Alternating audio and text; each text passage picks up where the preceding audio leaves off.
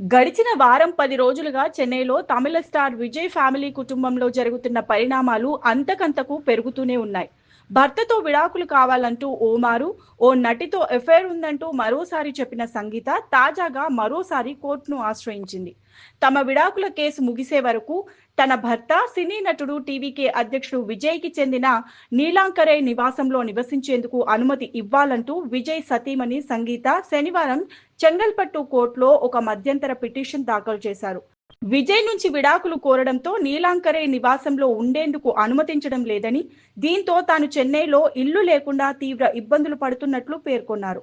అందువల్ల విడాకుల కేసు విచారణ పూర్తయ్యేంత వరకు నీలాంకరేలో ఉన్న విజయ్ నివాసంలో ఉండేందుకు అనుమతి ఇచ్చేలా ఆదేశించాలని ఆమె కోరారు.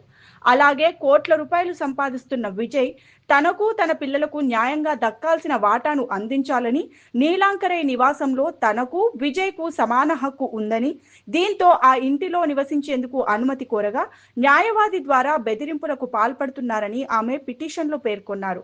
కాగా ఇటీవల ఓ నటితో తన భర్త విజయ్ వివాహేతర సంబంధం కొనసాగిస్తున్నారని, అందువల్ల తనకు విడాకులు కావాలంటూ సంగీత చెంగల్పట్టు ఫ్యామిలీ కోర్టులో పిటిషన్ దాఖలు చేసిన విషయం తెలిసిందే. అయితే ఈ విడాకుల అంశం తెర మీదకు వచ్చినప్పటి నుంచి వీరి ఫ్యామిలీ చిన్నాభిన్నమైనట్లు సమాచారం.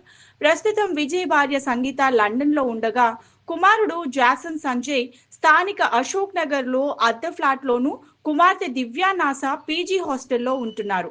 ఇదిలా ఉంటే విజయ్ కు నీలాంకరైతో పాటు పట్టినపాకంలో విలాసవంతమైన గృహాలు ఉన్నాయి.